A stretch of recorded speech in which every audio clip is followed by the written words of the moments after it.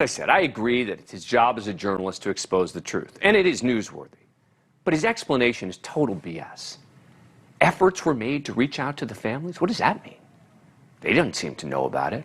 And we stand by our reporting? Yeah, it's accurate, but just admit, it wasn't for the families. It was despite the families' wishes. You did it because you got it first, and it's a big scoop. But these are real people, mothers and fathers and siblings and aunts and uncles, who think it's absurd that you claim you were doing it for them. That's the most offensive part. But look, the phony sanctimony extends well beyond the media. Immediately after the footage was released, the head of the Texas Department of Public Safety released a statement saying, quote, "I'm deeply disappointed this video was released before all of the families who were impacted that day in the community of Uvalde had the opportunity to view it. Those most affected should have been among the first to see it." And here's Uvalde's mayor reacting to the release at a city council meeting last night. Well, 2/3 of the family or part of their families are in Washington, D.C. right now. Yes, sir. And they're going to have to turn on the TV and see that tonight, not even with the rest of their family. This was wrong to do it this way. The video needed to be released, but the family should have got to see it first. Appreciate it. Thank you, sir. The mayor said chicken. It was chicken Yeah. to release that video the way you did it. That part of that video was not supposed to be in what they're doing on Sunday. That was not supposed to be there. They did that for ratings and they did that for money. And that's the only reason they put that out there. The mayor and the city council were then hammered by audience members who said the mayor should instead focus on the inaction of police officers on the video that day. And look, it's true. The district attorney has been the one to block the release of the video. But as some parents at that council meeting last night pointed out, the mayor should have been doing everything in his power to make sure all of the information and video the families wanted were released to them before this happened. Look, there is no criminal investigation of the perpetrator. He's dead. So the DA could have very easily given the family members who wanted it access, and they should have. The families are now caught right in the middle of this pious sanctimony from the media and politicians. Everyone claims to be thinking about the families. But the truth is that no one did anything about it.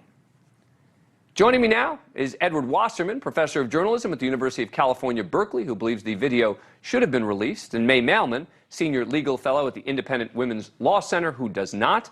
Thank you both for coming on the show. Appreciate it. All right, May, let me start with you. Why do you think it was wrong to release this video? There's really two questions here.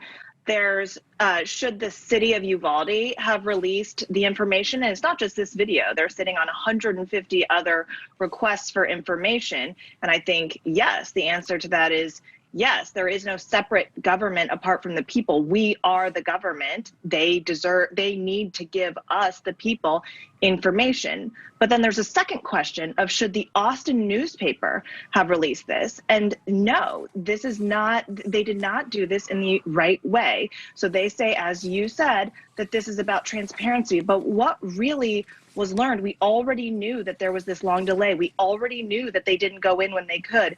We already knew that they were just sort of sitting on their hands. And the question that the families want to know is why? Who made that call? Why did they make that call? And this does not have any of that information. So the families would have learned sort of this sort of emotional video on Sunday. So they're not providing any new information, and they're not providing the information that the public really demands. Yeah, Professor Wasserman, look, I get the argument about releasing it, but did you find the sort of sanctimonious explanation from this reporter to be offensive? Well, I sort of agree with just about everything that's been said so far in the segment. Look, the irony here is that we can beat up the media for doing their job when we should be focused on the police for not doing their job. My feeling is that the families were done wrong by. There should have been some protocol followed. There should have been some consideration given, and they should have been heeded and consulted before the release happened. And the idea that they saw this footage, which is heartbreaking footage, it kind of reminds you of the Hollywood wisdom that you can scare people more by what you don't put on the screen than you can by what you do. It is terrifying, and it must have been heartbreaking for them to see.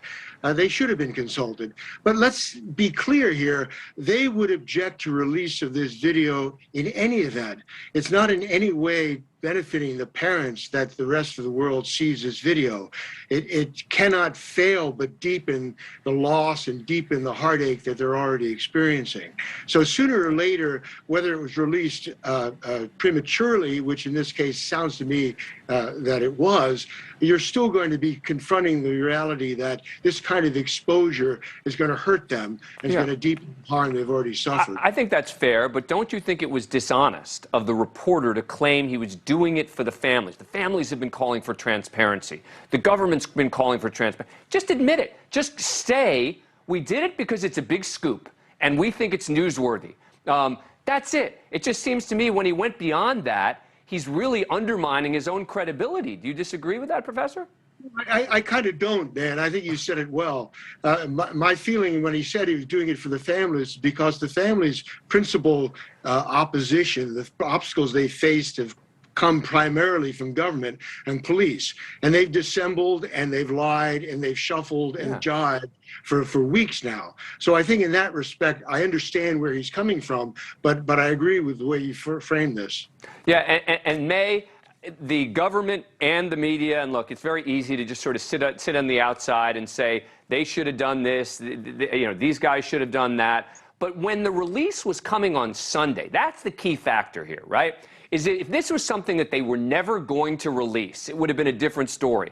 They were preparing to show the families the video on Sunday, and that seems to me to change the equation. I agree with you. And it's funny because the Austin newspaper published two stories. So they published the story with the video, and then they said why we did it. In both of those stories, they have a prominent sentence saying, please support us in our goal of transparency. And you can click on a link and subscribe. That to me is the honest truth. Sort of they do have the honesty in there, which is we want you to subscribe to our newspaper. Yeah. And I do find that to be troubling. Again, I get it. I am not saying that from a media perspective, this was some horrible decision. I'm saying from a moral perspective, the way that this reporter claimed to defend themselves about why they did what they did, that's the part that I found to be particularly offensive. And I also find the politicians all racing to say, oh, we're so horrified, this is awful. There could have been a lot more that could have and should have been done to get these families in there earlier to be able to see this. They've been calling for this for weeks. Anyway, May Mailman and Edward Wasserman, sorry, I'm on a soapbox. I got to be quiet. Thank you both very much for coming on the show. Appreciate it. Thank you. Thank you for watching. Go to newsnationnow.com to find NewsNation on your cable provider.